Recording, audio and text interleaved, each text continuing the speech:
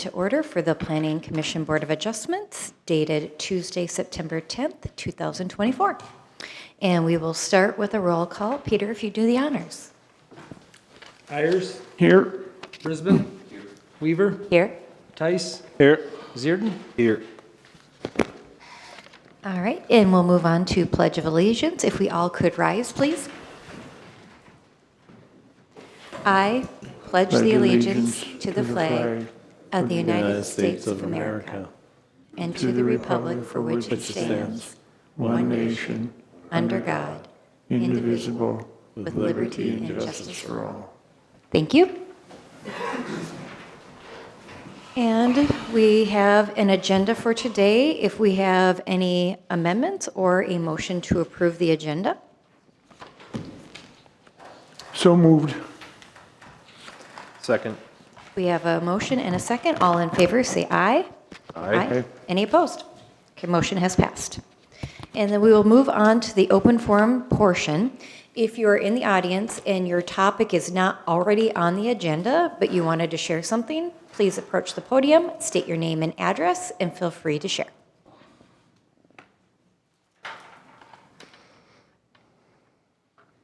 Lacking anyone coming up, we will close the open forum and we'll move on to approval of the August 14th, 2024 Planning Commission meeting minutes or have any adjustments. Do we have a motion or adjustments?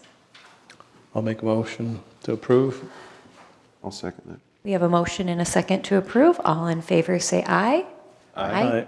Any opposed? Motion of minutes as approved. And we will move on to new business. So the first topic is a variance application V24010 for BC Construction LLC. We'll begin with the staff report review. Madam Chair, members of the board, notice was sent out pursuant to Minnesota Statute 462 for the public notice requirements for variance application 24010 for B&C Construction Aspen Lane, Lot 82 and 83 of the 4th addition to Breezy Point Estates. The property is zoned R3, which is original neighborhood, and currently is not serviced by municipal sewer system hookup. The applicant has filed the appropriate application. The applicant has paid the appropriate fee for the application, and public notice was not given to the DNR as the property is not within the Shoreland Overlay District. The applicant is requesting a variance from the minimum non-conforming lot size requirement of 16,000 square feet to approximately 15,314 square feet for considerations to construct a residential dwelling. Summary of the property includes the property was platted or subdivided in 1963 as the 4th addition to Breezy Point Estates prior to current land use ordinance adoption and minimum lot size requirements. The property is in a residential neighborhood. The adjacent neighbors' properties are similarly developed with single-family year-round residences. The city has established structural setbacks with respect to minimum residential structure sizes, and the proposed project appears to meet both these standards. This property did have a prior variance approval for a similar structure. Variance approvals expire if not acted upon within 6 months per Breezy Point Chapter 153. The applicant did not act on the variance in the approved time frame with the allocated time frame, and that nullified the prior variance. Sunset clauses on variances are common language in ordinances. It provides a mechanism that allows communities the opportunity to review prior variance requests if they are not acted upon in a timely fashion. For example, if a prior commission granted a variance for something that does not meet today's standards, the commission does retain the power to not allow the variance request based on today's circumstances. For example, if someone wanted to enact a variance that was approved in 1989, would that really be the same thing approved by today's standards?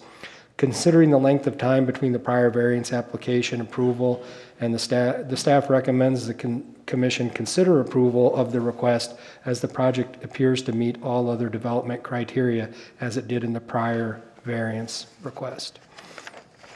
That concludes the staff report. If you have any questions, please ask.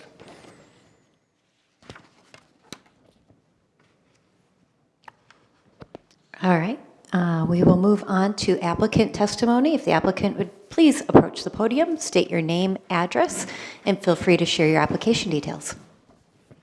Thank you.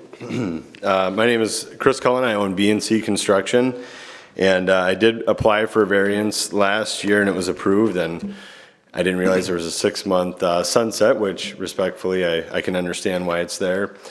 So today I am here to reapply. I've got a different, slightly different design. It's a patio home. It's a 2-bedroom, 1.5 bath. You'll notice there's no hallways, all 36-inch doors. It's got a nice 4-season porch and a 1-stall garage off the side of it. It is going to be built with SIP construction, which is extremely efficient for energy, and is going to be an affordable home for one-level living. So I think there's definitely a large demand and a big shortage for these types of homes for people that require one-level living. It'll have LP siding, shingles, and it'll look very appealing from the roadside. So, the hardship is obviously we had the zoning has changed many times. The lot is no longer buildable. So today I'm here to ask for a variance so that I can move forward with the project and build a nice home. So. You had mentioned a 1-car, isn't it a 2-car garage? It is a 1-stall. I saw that I had Really? on there. Oh. Yeah. Yeah, this is a 1-stall. So, let's see, what size is it? Maybe it is I had a couple plans on it, and this one actually might be the, yeah, you know what, I guess I'm calling it a 1, it's a 16-foot door on the front, so I guess you could, maybe fit 2 in there, but it's a 20-foot wide garage with a, 30-foot deep, I think is what I have. So I guess you could call it a 2-stall, I guess, 1.5, 2-stall. So, yep. And that the garage will also be, finished with SIP and insulated, so it'll be a nice heated garage as well. So.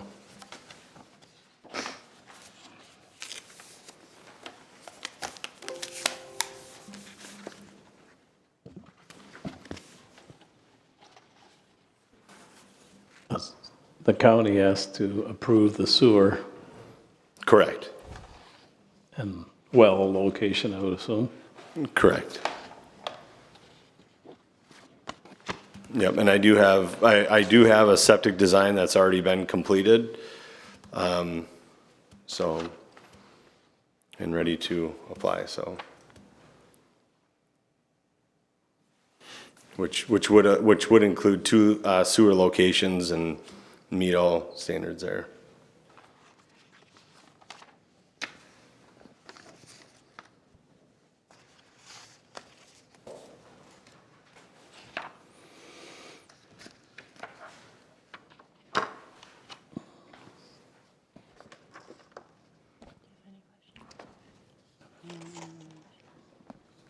No.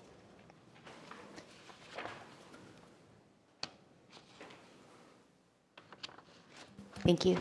Yep, thank you.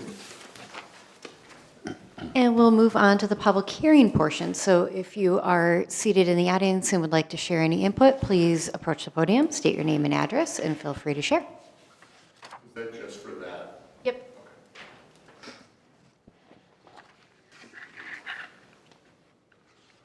Okay, we'll close the public hearing portion and move on to deliberation and findings. I'll begin with some findings of fact. So the Planning Commission shall consider the following in its decision to make written findings concerning the variance approval or its denial. Number 1, we look at the strict interpretation of the ordinance and would it be practical or impractical because of circumstances relating to lot size, shape, topographic, or other characteristics of the property that were not created by the landowner. And we find that yes, the lot would be considered undevelopable due to the current lot size. Number 2, we look at the deviation from the ordinance with any attached conditions. Will it still be within keeping the spirit and intent of the ordinance? And yes, the structure's location is conforming. The dimensions meet the residential structure size requirements. Number 3, the land use created by the variance is permitted in the zoning district where the property is located. And yes, we find it is in a seasonal year-round residential use, and that's allowed in the zoning district. Number 4, the variance will not alter the essential character of the locality. And yes, we find that the proposed request is residential, similar to the adjacent neighbors, and shares the same kind of setbacks as a residence across the street. And then number 5, the variance is not for economic reasons alone, but reasonable use of the property does not exist under the current ordinance. And yes, we find without the variance, the landowner would not be allowed to develop the property in reviewing the findings. Under the area of any recommended conditions, we find none that we need to add at this time. So I do remember this last year. We spent some time reviewing everything. Essentially, it's fairly similar to what it was last year. I know that we looked at sewer conditions, road, driveway, all of those things. Is there anything new that anyone has concerns about or would like to review? Could we put in there, if it's approved, that it is built per the plan? Because we've had instances in the past where we've approved something and it wasn't built per the plan. Absolutely, yeah, they are required to build to the plan that they submitted to the city. If they deviate from that plan, they would need to come back in. I think it would be best to put that condition on there just to specify that, so. Yeah, and it's the SIP handles, I don't know if you're familiar with them, but they're like, kind of like ice cream. I was thinking like an ice cream sandwich, and you put them together. So I order my kit, and like, once I get it, there's no changing it, so. Right. We've had instances in the past. We can certainly add it in. Just put it so- in there, I think Yeah. so. So we'll add that to number 1 as a recommended condition. Any others? So Peter, if I read this right, so it has to be a minimum of 16,000 square feet? Correct. Okay, so Yep, then, like if he had 16,000 or more, he'd just proceed over the counter permit.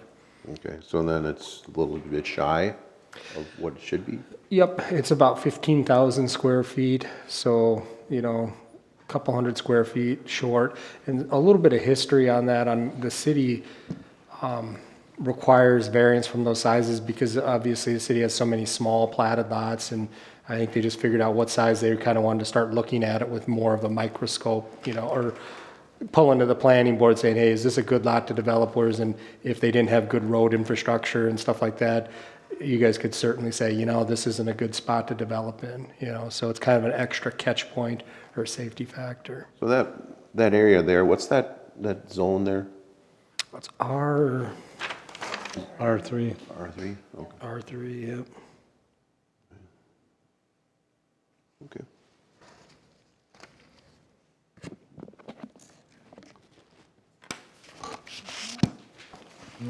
All right, do we have any motions? I would move the approval of application number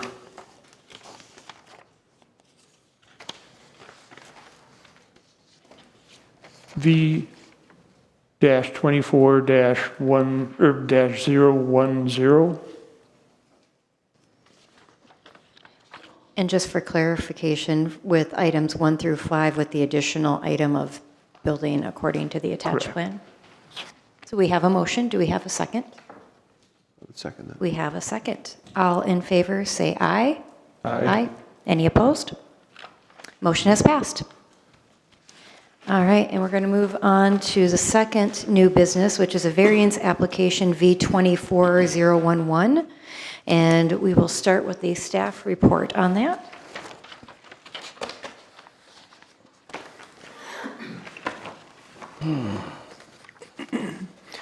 Madam Chair, members of the council, variance application V24001 for Greg Brendamule on Aspen Lane, Lot 3, Block 3, Breezy Point Estates.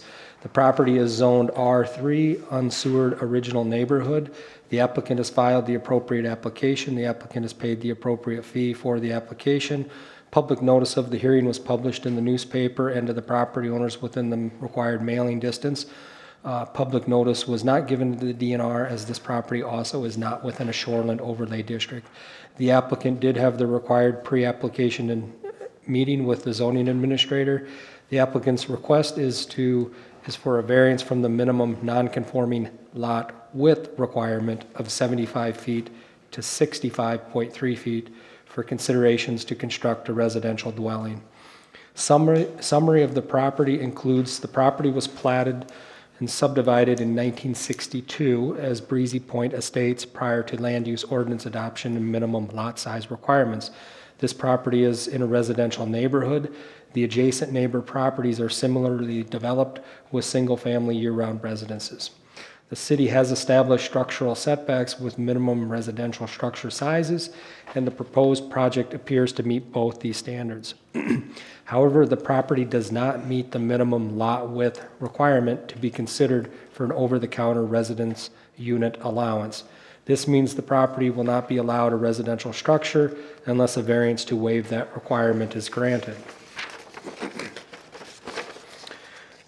This property, again, this is common language in the ordinance to restrict the amount of development on substandard lots, provided the board deems that such. It also provides a mechanism that allows communities the opportunity to review and determine if the property size is appropriate for the residential structure proposed. There are many lots that exist within the city that are much more substandard in size and are also not considered developable. This lot, based on the application material, the size, and the performance standards at this time, appears to support the spirit and intent of the ordinance to allow development of a residential property, meaning the lot appears to have the capacity to support a reasonably sized residential unit. Staff recommends the commission consider approval based on the plans submitted with the application. That concludes the staff report, and if you have any questions, please ask. It's a sewer lot, isn't it? There may be a typo in there. Yes, yes, it should be. That whole area is sewer. Yeah, that's what I thought.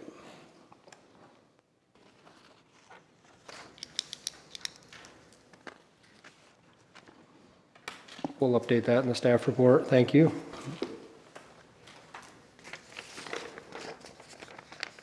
Does that change the minimum lot width? That does not. No, still 75 feet. It would the lot area, but they meet that, so. But that's a good question, because, yeah, if they weren't sewered, they do have to have, because for the two sites, like Mr. Cullen had on his, so. Yep. So this one, much different than the, well, not much different, but just specifically looking, the ordinance requires 75-foot minimum lot width for residential structures. The applicant's at 65, so.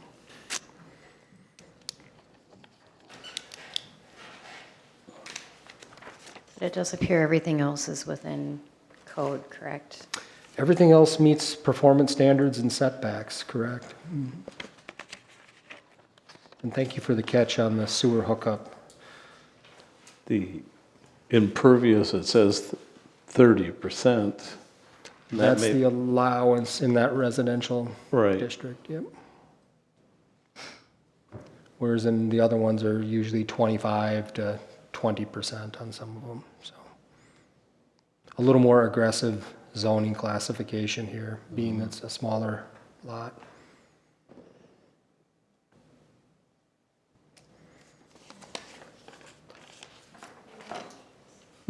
Or the city sewer hookup actually allows them to bump up, they get a 5% coverage allowance, because, and the general thought beyond that, when that was put in originally, was they don't have it to take up a bunch of space in their yard for a septic drain field, so they can parlay that square footage into the size of the house and driveway.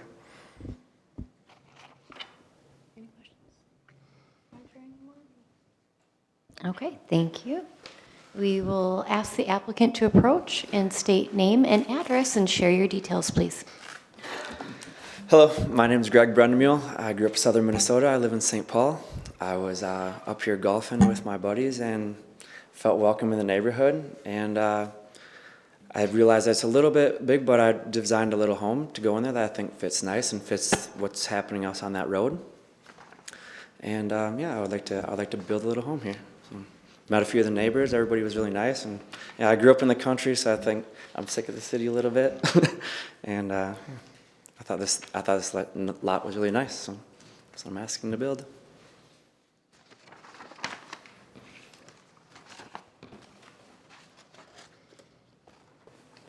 Is this 2 stories in part of it? In the back part. Okay. And I see, I just said to Peter, there's 30% impervious. The elevations look like you have some sidewalks. Wouldn't that go against the impervious? It's included.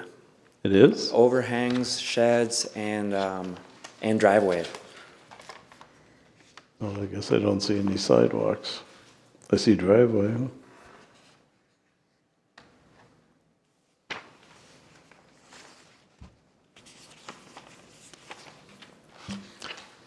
And according to the elevations, you have a lot of doors. It's not a twin unit, is it? No, the front block, the 37 by 30, is just an open floor concept, living room and kitchen, dining area. And then the patio doors out to the back. The ones to the right, I just wanted to try to let in light for the golf course. And easy from the driveway. Yeah.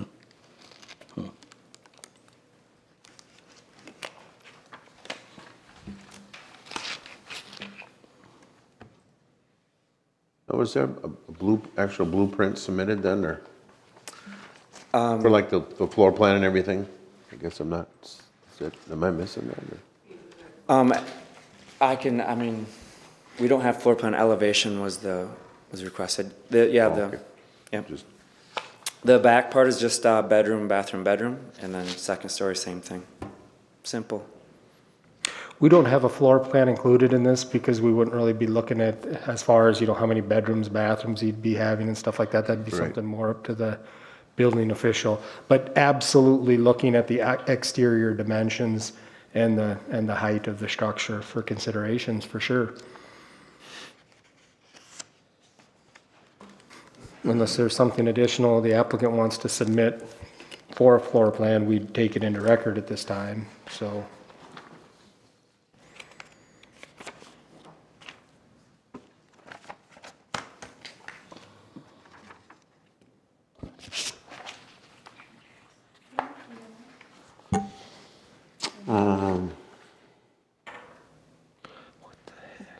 So as far as the setbacks, everything is falling in that place? Yep. Yep, on the survey, they have and I would recommend that the board, if approving on this, again, just specify to commit to the footprint he's said, because that is true. Every once in a while, somebody, they're like, hey, technically I got approval for the lot, because that's what they're here for today. They're not necessarily here for the size of the house. They're here for the board to lift, like right now, if you guys deny this, they build nothing. It's an unbuildable lot, and that certainly could be an appropriate answer if the board feels that way. If this was perhaps on a neighborhood that was less developed and had less infrastructure available to it, staff would possibly more incline that direction as well too. But it seems to have a lot of good things going for it. There is a well on the lot as well, current well. Oh, And you can certainly request interior footprint if you would like. That's something I didn't capture from the applicant at the time just because of the scope of the project of what they're looking at is he wants to put this square footage out here with this three-dimensional envelope and they can't do it without variance from lot width. so now would that shed become a problem? I think he was proposing to move the shed to the back. I was If the just gonna applicant pull it would to the wanna back speak corner. to that. Bottom right-hand corner, Yeah. location to move existing shed. I'm still confused on the impervious, though. Well, this is just a rendering, so the architect probably took some liberties and put that in there. Yeah, But just that doesn't drew mean it that up. that's what he's doing either. So, Again, 'cause but we're just still, here. my question is, there isn't a square inch of sidewalks So then, On if the we approve it impervious. the way that it is, then he's gotta build it to this, so then he doesn't get any sidewalks. Yeah, I wouldn't do sidewalks. No sidewalks, no patios. No. So you got 3 patio doors and no patios, huh? Well, it's, if you look at the ground, it's really. Well, he can do what he wants, it's his property. Right, but it covers impervious. If you add sidewalks in, But if he doesn't want to have a patio outside Oh, yeah, of heck his yeah. doors, he doesn't need to have them. yeah, just that the plan shows it in. Well, this is the plan, right here. This is a Right. rendering Right. that some architect drew and probably took liberty in putting in a sidewalk. Oh, to make it look good, yeah. What you see on there is the driveway, which is covered in that impervious calculation. That's their driveway there. Hmm. Okay. Oh, okay. All right, well, Peter says you enforced impervious, so there you go. Correct. If the impervious surface standards are not met, the applicant would be back before the board with a request for that, or they would be required to reduce their allowances to that. Okay. And I'd just like to specify for the record to the applicant, we did go over that in quite a bit of detail, that sidewalks count, decks count, overhangs. Looking at the site plan too, there is an allowance of that shed. A small shed like that does not have to meet the exterior lot line setbacks as the residence does. So that's why if any of the board members are wondering why that shed is sitting out there, is because storage sheds per ordinance can go up to 3 feet from the property line for a small shed.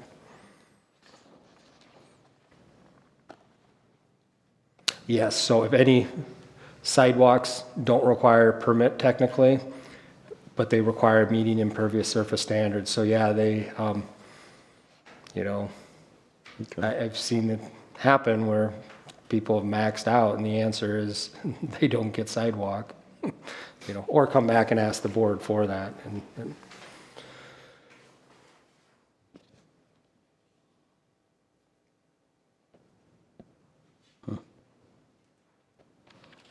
I don't have any more questions. Thank you. Thank you. Next item is the public hearing, so if anyone in the audience would like to share input, feel free to come to the podium, state your name and address, and share with the group. Is this concerning this? Yes. My name is Anthony Sower. I am the property owner to the south of this lot that is being proposed to be built on. I just wanted to share some of my concerns with this. I also own the lot to the northeast of that property, and I have a contract for Douglas Peterson's property to the southwest. I guess my main problem with this property is the fact that the rules were already in place of what was required to build, and instead we're just considering making an exception so that somebody can build something that's bigger than is allowed, than it was already stated when they went to purchase the property. I don't really see any kind of hardship in the use of the land of why he would have to get a bigger area to build. There's nothing stopping him from fitting the rules of what has to be there for the size. I also feel it sets kind of a precedence for other lots in the neighborhood that instead of following the characteristic of what's in that neighborhood, which is mostly 1,000 to 1,400 square foot houses, that now we're gonna build houses that go 5 feet from the lot line, which if you would see my property, puts the house, side of the house and driveway right next to my kid's tree fort. It is pretty much in my backyard. Also where the driveway is placed, it would shine lights every time somebody came in the driveway into our master bedroom. I feel that, sorry, I had notes. I'm not really good at this. I feel that mostly that the rules were established of what could and couldn't be built there for width-wise in the beginning. And I feel like a variance just sets a precedence for any other landowners that they can build whatever they want as long as they come in and get a variance, where there's rules for a reason. There's a characteristic to the neighborhood. That was the reason I moved up here. That's the reason I bought up here. I didn't want a housing development around me. And it's kind of turning into that. And unfortunately, I feel like the rules on, if this was approved, would be kind of bent to fit somebody's wants instead of what it's supposed to be. Thank you.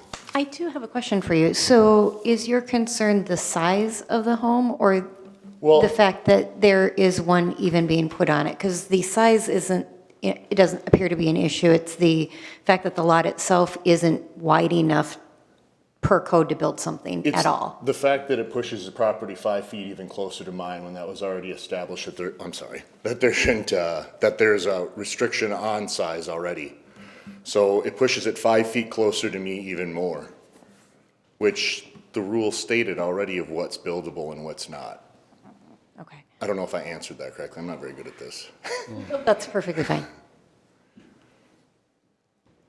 So your concern is that it is getting closer to your lot line. It's closer to my lot line, and I feel like it sets a precedence for the neighborhood of you don't have to truly follow the rules. You just come get a variance and build bigger than you want to. I mean, all the houses in that neighborhood are pretty much one level, 1,000 to 1,400 square foot ramblers.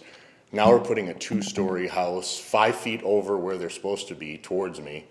And if you looked at his renderings, I have windows in a driveway that will light up my driveway and back of my house every time he pulls So in. what he's proposing to build here is allowable on that lot and in the neighborhood that this is in. What he's asking for is to be able to build because his lot width isn't 75 feet wide. So it was platted in 1962, and that's why he's here for the variance. So then it's an unbuildable lot. So then every other lot in basically Breezy Point that is 0.2 acres is unbuildable. So then would that make, I just purchased Douglas Peterson's property and his is 1,000 square feet, so now that this is passed, then can I build something there? Well, if we decide that his 9.7 feet being short of the 75 feet that's required, then you would have to come in and get a variance as well. I right? understand that's the point of the meeting is for that, but what I'm Right. saying is, if you come into it knowing that this is an unbuildable lot, Yep, you already knew it was an unbuildable lot, you're buying it on the pretense that you hope that you can get something that you want in there. yep, and then just like you bought the other lots, potentially to sell later, maybe for someone could potentially buy. I mean, I don't know why he's doing this, obviously he wants to build this place to come play golf, because it appeared he liked the golf course in the area. But the variance here is for the 75 feet. And if we just are black and white and say, nope, all these lots are unbuildable, that doesn't do anything for anybody. I mean, that's why he's here for a variance, and we shouldn't allow anything. No, you would need to have the minimum required size to Which you build. can't That's- So on then this you lot. can't- Then you can't build. But that's why we have variances, that's why we have this whole entire board, sir.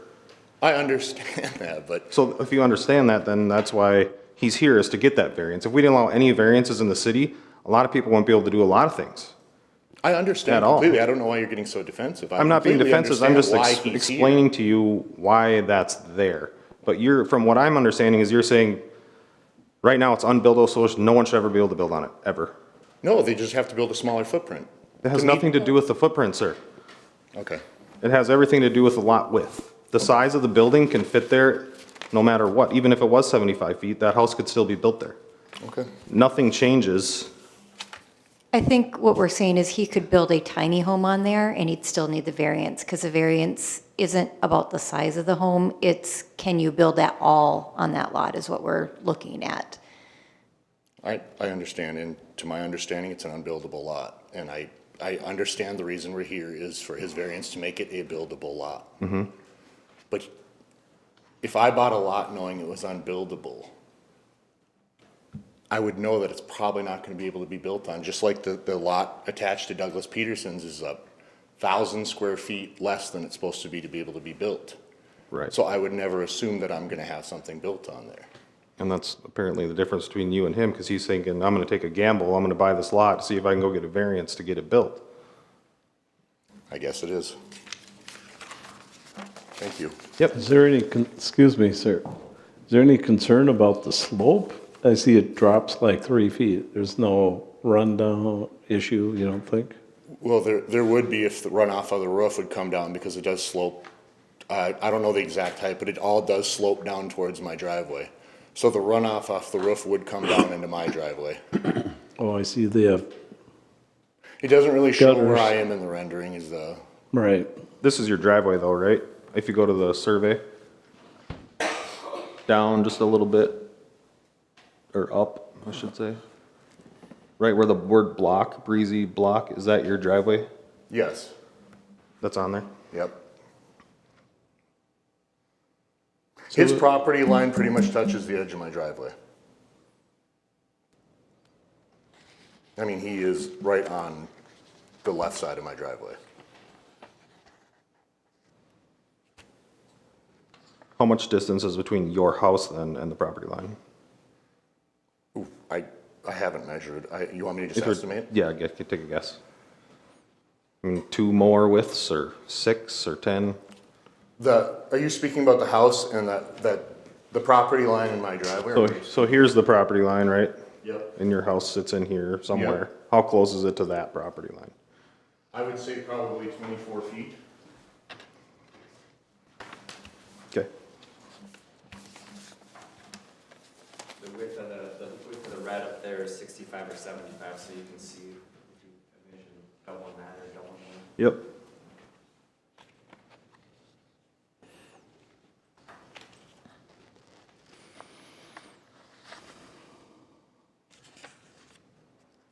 I don't have any more questions. Okay, thank you. Yep. Thank you. Anyone else? Okay, we will go ahead and close the public hearing. We'll move on to deliberation and findings. And I'm going to begin with the findings. So, notice of decision and findings of fact. The Planning Commission shall consider the following in its decision and make written findings concerning the variance, approval, or its denial. Number one, we review if it's a strict interpretation of the ordinance, would it be impractical because of circumstances relating to lot size, shape, topographic, or other characteristics of the property that were not created by the landowner. And yes, we find that the lot would be considered undevelopable due to the lot width. Two, the deviation from the ordinance with any attached conditions will still be within keeping of the spirit and intent of the ordinance. Yes, we find that the structure's location is conforming. The proposed structure dimensions meet residential structure size requirements.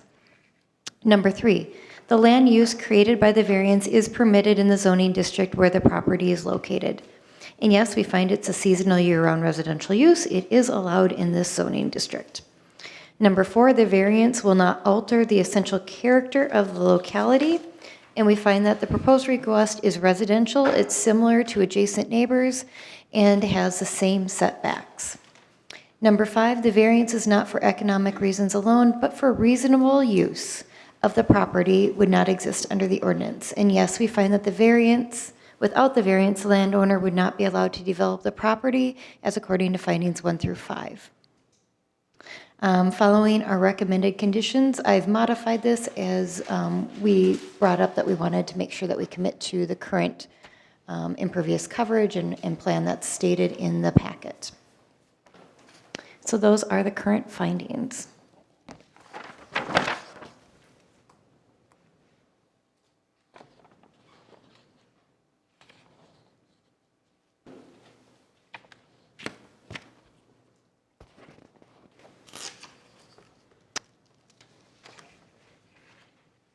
So in reviewing it, I would say, does anyone have any issues with impervious coverage or the plan itself?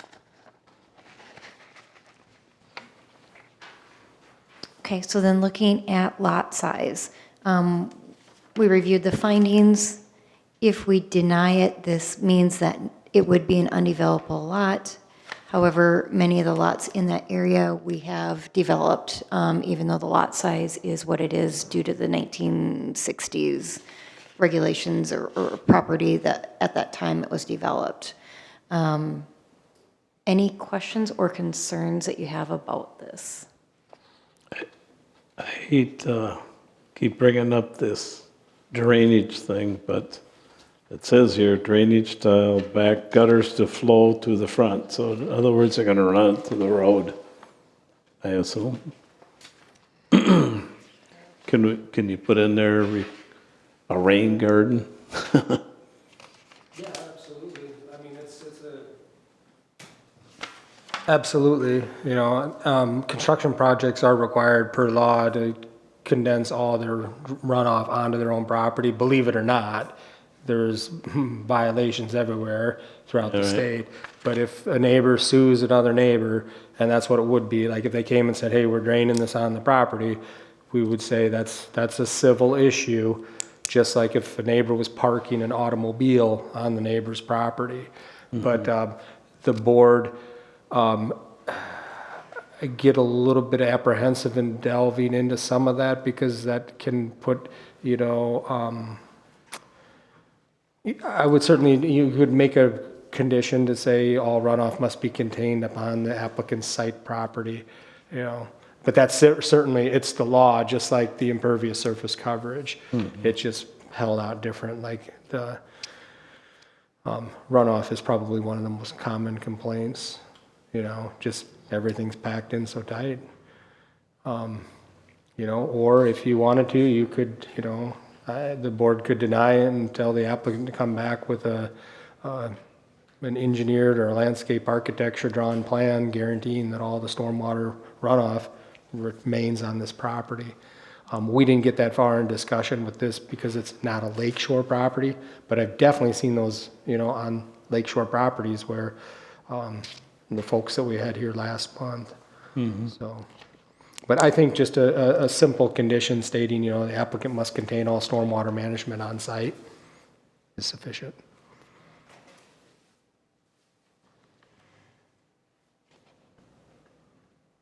Could we specifically request that there's a swale on the south property line to hold that water on his property?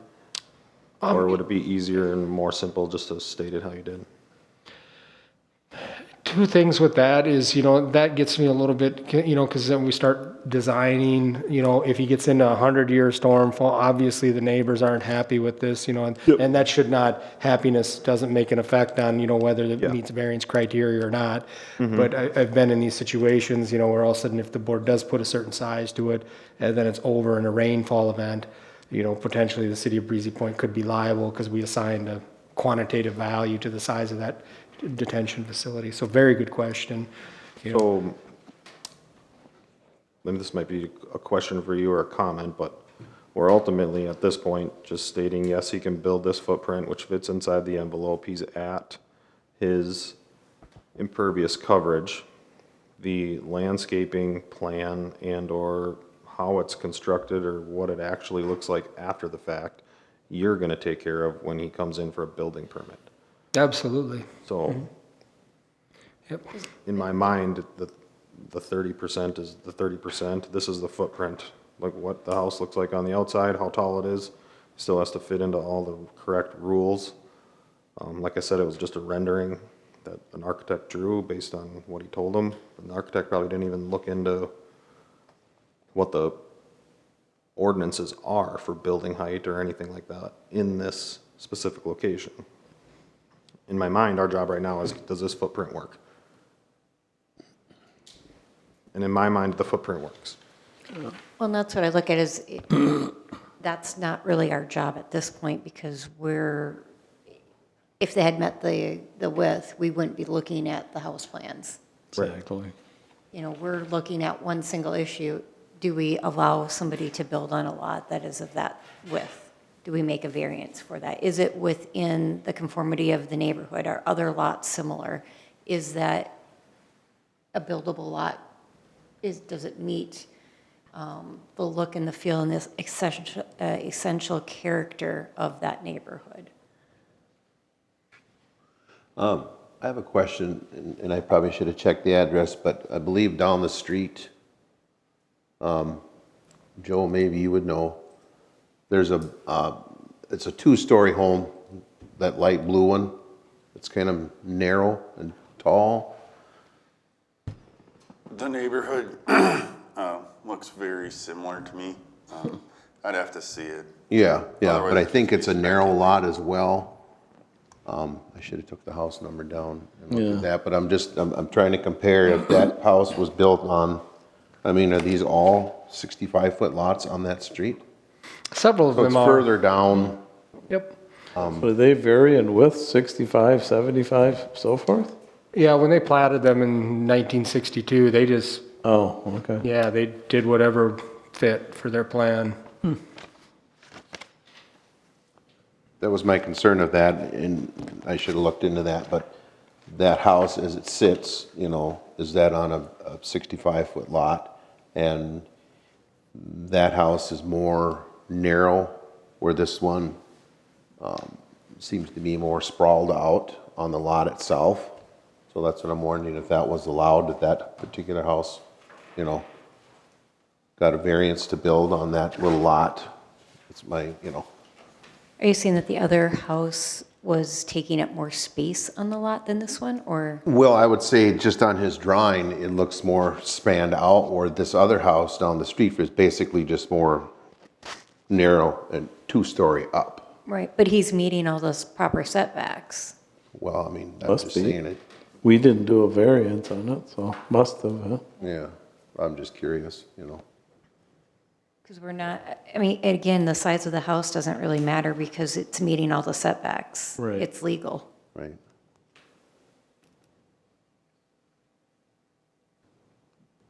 But I guess is there, have there been other variances allowed to build on a lot this size? Absolutely. There's, okay. We do that quite frequently. I would say, yeah, it's Okay. frequent. Oh, anyway.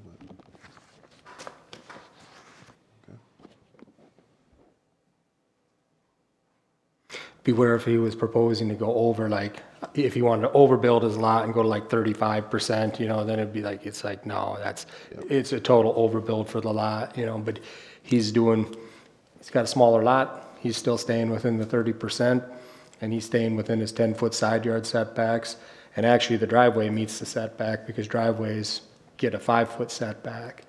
So he's in conformance with all of that. But very good observation, you know, just to look at the, you know, the neighbor and stuff like that. You know, yeah, if this thing's like a 3-story, it doesn't pass the smell test with that, but, you know, seems like he's got it fairly dialed in. Well, I would make a motion to approve the variance with the 5 findings and then adding 2 new conditions. One, that we just commit to the floor plan and impervious coverage that's in the packet. And number 2, that all normal stormwater management runoff would be contained on the property. Do we have any seconds?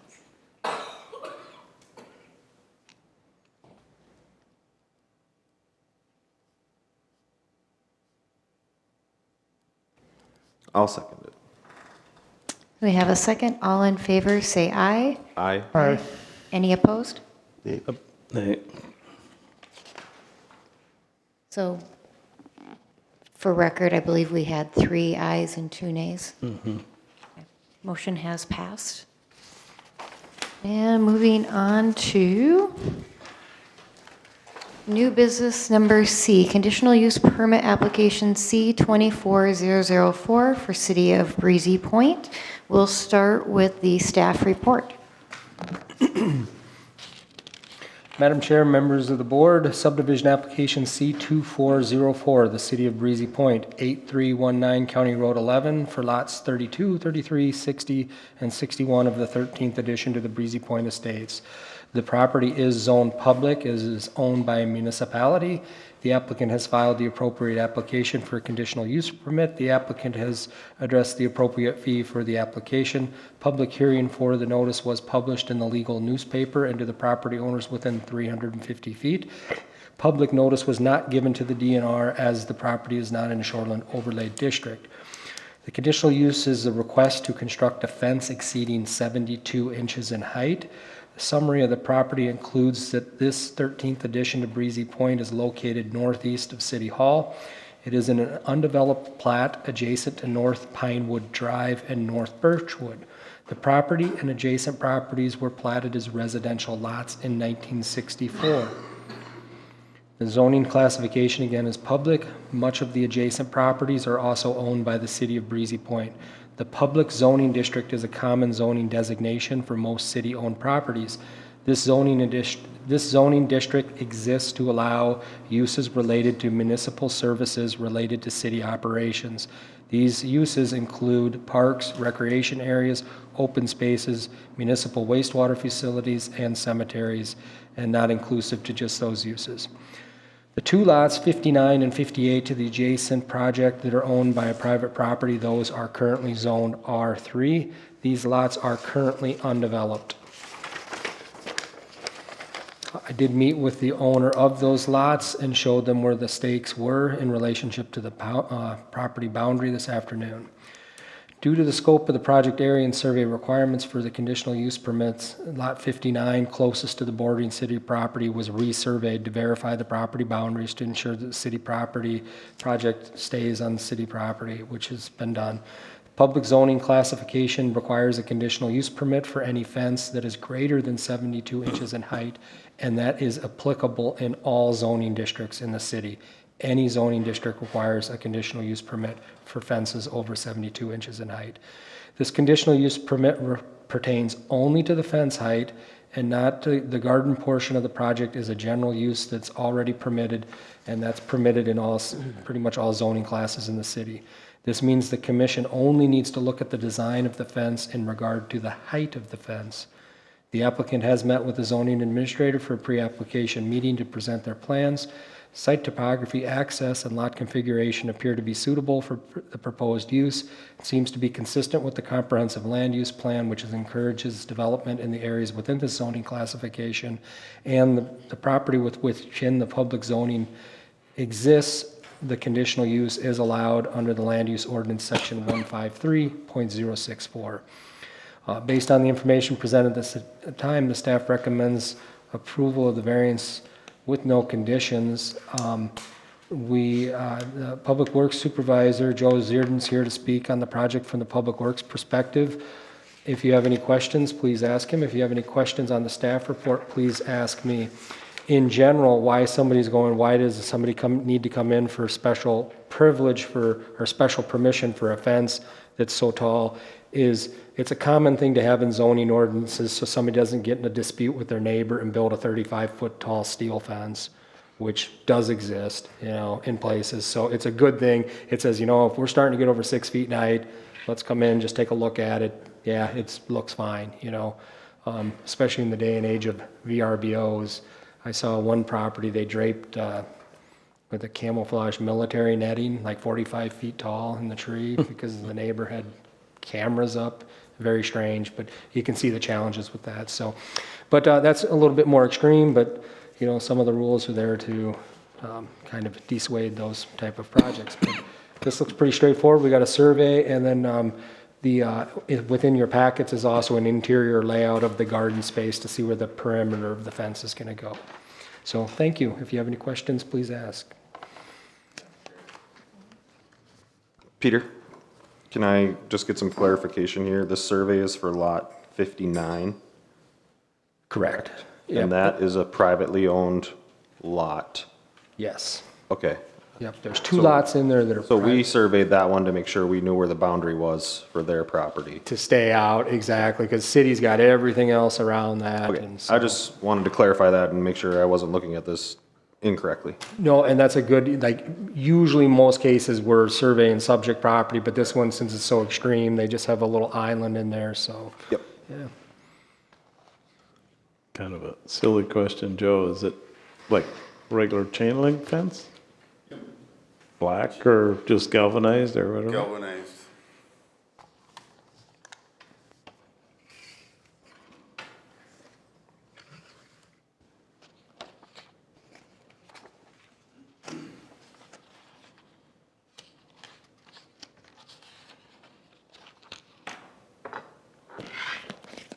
Does anyone have other questions before we address the applicant? I kind of do, but I don't know that it pertains to the chain link fence. I guess I'm just need some more background information on this. So there's 4 lots that are city-owned here that this is going to go on. Is that correct? Yeah, Deb's doing a fantastic job of pulling it up. I apologize. So it's gonna be in for the yellow, minor- right? What's that? It'll be in the yellow ones? Correct, yep. Yellow is city-owned or project-specific site, you know, city owns even more than that. So And then those one two- of these will be on each lot? That would be a good question. Joe can go over that as part of the presentation in the packet for Okay. the layout of that. My brain was going to parking, Sure. so And, that was it.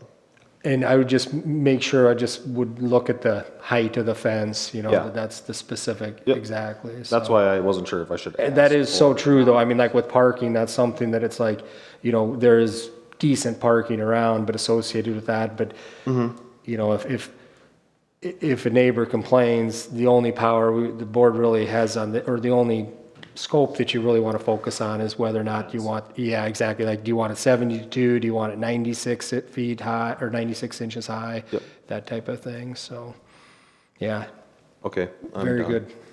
Sorry. Oh, that's, Does anyone else have questions before we approach with the staff applicant? All I right. can see what you're saying, Teddy. Is this 4 of these, one in each lot? I mean, it doesn't matter. But No, it's just one, right? I don't know, we're here for the fence. Yeah, well, You couldn't fit 4 of them on each lot. Okay. but for this presentation, I we're see just where going to stick to the you're fence. going, yeah. Yeah.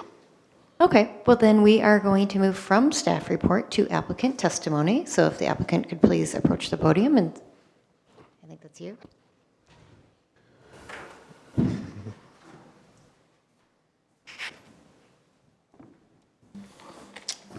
My name is Joe Zierden, Public Works Supervisor. This project has been in discussion for approximately 10 months, just going off the top of my head. The Park Committee came to consensus that this was a project they wanted to do. The City Council approved the project, a budget was produced, the location was identified with knowing these private property in that area could be right on the border of it and it need to be investigated more thoroughly. We understood initially we were looking at a 6-foot fence. The desire was 8 foot for deer protection, and that led us to this point here. So, any questions? I'm just curious, Joe, how will the selection of people who mine the garden, how will that be done, or hasn't that been determined? That will be determined, I believe, tomorrow. Ah, Or Thursday, never mind. We're having kind of an open house discussion, because it's still in the process of forming rules. sure. Regulation. If we get construction done this fall, it won't go into use until the following spring. Cool. Madam Chair. So this is ultimately for animals, more or less, to keep out from eating the vegetables or whatever else is growing in there? Is that the purpose of the fence? Most animals that can't climb it or Fair get enough. through it. Yep. So, yep. Primarily deer. Right. And So rabbits. that's why 6 foot is kind of the chosen height. 8, 6 would be, might work. I think the group advising on it felt 8 would be a little more secure in their experience versus their personal experience with 6 foot. Right. Okay. Any other questions on the fence? Thank you. Yep. And now we would like to invite the general public to approach the podium, state your name, address, and any questions, concerns, or thoughts you'd like to share. Hello, my name is Greg Harvey, and we own lots 58 and 59. We just came up tonight to take a look at what was going to be going on as far as this fence. And we would actually entertain if the city wants to buy those lots from us. we'd be willing to sell them.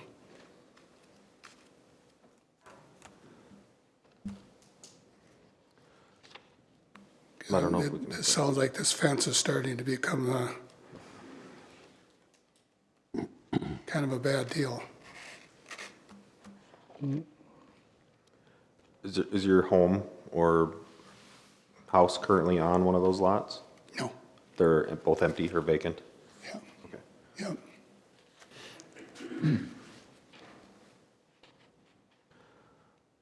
We can't make a decision on purchasing Oh, no, lots, that's but- fine. Okay. Yeah, write me a check out. Yeah. I just thought I'd bring that up, you know, Yeah. the lots, in all reality, being pretty much nothing to us. Right. If it's something that can help the city, be more than happy to work with it. Yeah, I would advise you to go to the council meeting and let them know that as well. Okay, very good. Thank you. Yep. Thank you.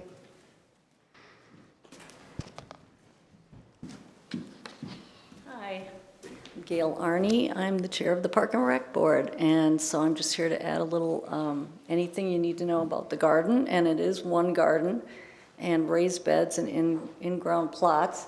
And wow, that is something where, I can't believe you're here and said that, because of the new City Hall, Park and Rec is gonna put all our efforts into making City Park enhanced with the new City Hall around it. That's where we think we should put our efforts. So if you were willing to donate those lots, we would make great use out of them, I guarantee you. We would love it. So if you have any other questions, I can answer them right now. We're having our meeting tomorrow. We have our guidelines done. I'm a member of the Cross Lake Community Garden for the last 4 years. I've looked at every other garden within 50 miles of here. The 8-foot fence is highly recommended by everybody. The ones who don't have it have deer going over it. So we thought, let's do it right the first time. And it's going to be something we're all going to be very proud of. I think it's going to be very exciting. So hopefully you guys will get a plot in there. We'll be starting taking applications January 1st. I think you kind of answered my question. Since you had experience with it, other community gardens, size of fence, are all of them around that same height? Or can you explain more of what prompted the 8-foot then? There have been deer that have gone over 6-foot fences. So, and then there's some with barbed wire, 6 foot, and then 2 more feet of barbed wire stretch across, and that's kind of a hazard if kids or something climb up it or And something. ugly, So- too. And ugly. So we don't want it to look like a prison. We want it to look like an inviting community garden. So we went the extra mile with the 8-foot fence, even though we had to get a variance for that. But that seemed like what is being done in all the successful gardens in Brainerd and everywhere else. So you have 4 lots, and this is taking like, you kind of go down the middle of the 4, is that how that Yep. goes? Yes, Kinda- exactly. right? Yeah. Okay. Goes right down the middle. So you have- And the door will be at the front, and it'll be right by the new parking lot. Okay. When City Hall, comes out a little farther now. It's going to be perfect. A short little walk, and then we're going to have 5 handicap, like lower raised beds. And off the walking path, they'll have access to a door there to get in and around, and it'll all have wood chips around it. And then we have 32-foot inch 8x4s, and then 10x20 in-ground plots with wood chips in between. So usually it's just one big swath of dirt, and it's really hard to know the difference between the plots. So we've saw what would fit in there, and Joe's been great and his team to work with us. And it's all been leveled now, so you can see that. We're just waiting for it to settle, and then we're bringing in dirt, and we got donations of the wood chips, and we got donations of an arbor, and Pelican donated, the Women's Club donated. So we're just getting started, and it's looking really good. So we'll be excited to see who shows up at our meeting tomorrow night at 4 o'clock here. Thursday, I keep yeah. saying tomorrow, and it's Thursday before our Park and Rec meeting, yeah. I hope I don't show up tomorrow and nobody else does. Anything else? Does anyone have questions? Thank you. Thanks.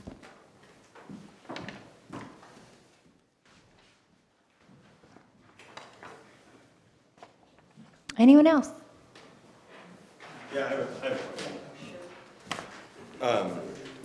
This probably isn't the right place to ask, but when you're looking at everything on County Road 11 to the east side of the airport storage, which would be just to the north of the subject property, has there been any consideration on zoning or like rezoning some of that to be, because I think right now is it all R3?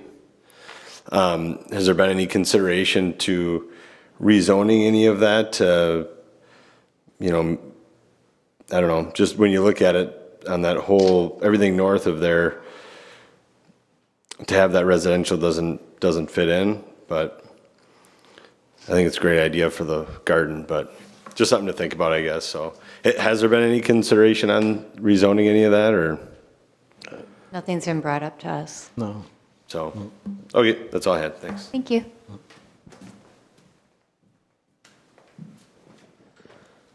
All right, we will close the public hearing and move on to commission deliberation, action, and findings. We'll start with the findings. Upon review of a conditional use application, the commission needs to consider these findings as required in sections 153.119E. In review, the commission shall state whether or not its findings is acceptable towards granting the conditional use permit if applicable. The following findings must be met. A, the use or development is appropriate conditional use in the land use zone. The property is zoned public and the request is appropriate under section 153.064. The use or development with conditions conforms to the comprehensive land use plan, and we find that fences are allowed by chapter 153 in the plan. C, the use with conditions is compatible with the existing neighborhood. We find the proposed use of the property is similar to surrounding areas, which include city park areas, recreational use amenities that are associated with park areas. D, the use with conditions would not be injurious to the public health, safety, welfare, decency, order, comfort, convenience, appearance, or prosperity of the city. And we find that that is true, that it would not be injurious.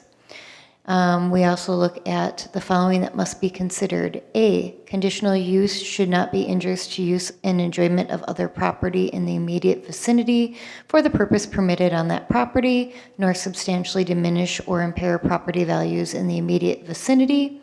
Also B, the conditional use would not impede the normal and orderly development and improvement of surrounding vacant property for uses that are predominant in the area. C, the conditional use will not create excessive additional requirements at public cost for public facilities and services and will not be detrimental to the economic welfare of the community. Just as a note, the use that's being proposed in addition to public infrastructure is at a cost to the public that is approved by City Council. D, the conditional use will have vehicular approaches to the property which are so designed as to not create traffic congestion or an interference with traffic on surrounding public thoroughfares. And we found the proposed use is proposing to use the existing city road facilities. E, adequate measures have been taken to provide sufficient off-street parking and loading space to serve the proposed use. We find that the proposed use is proposing to use the existing property city lot. F, adequate measures have been taken or will be taken to prevent or control offensive odors, fumes, dust, noise, vibrations, so none of these can constitute a nuisance, to control lights and signs in such a manner that no disturbance to neighboring properties will result. And we find that the proposed use is keeping with the park-like character of the neighborhood. G, the conditional use will not result in destruction, loss, or damage of a natural, scenic, or historical feature of significance, and we find that there's no scenic or historical features that have been documented. H, the conditional use will promote the prevention and control of pollution of the ground and surface waters, including sedimentation and control of nutrients. There's no significant source of stormwater modification that has been noted in regards to use of a fence. The following recommended conditions would exist, which would be number 1, that the fence would not exceed a maximum of 8 feet. So those are the current findings for consideration. I make a motion to approve C 24-004. with that one condition. I'll second. We have a motion and a second. All in favor, say aye. Aye. Any opposed? Motion has passed. Moving on, is there any old business for the agenda? Any staff reports? Excuse me, thank you, Madam Chair. A brief staff summary report is the current city administrator resigned last week. Effective last day was Friday. There will be a special meeting tomorrow to address the questions of bringing interim administrator in to bridge the gap before what the city council wants to do with that. That's about as far as plugged in with that as I am. There is an article in the Echo Times that I have printed off. If anybody has any questions, we can certainly give you a copy of that to read, or you can pull it up online. Next October, or this October, we probably will have a variance hearing. The deadline's not until Friday this week, so I have a couple people, they're pretty much kind of right on the getting ready, but you know, if they can't get their survey in and stuff by the deadline, we won't be able to hear them, but I think at least one of them will. So that's an update from the staff. If you got any questions on that, certainly let me know. All right, and moving on to any commission reports, just a minor adjustment to the agenda to say commission reports. All right, meeting has been adjourned. Thank you.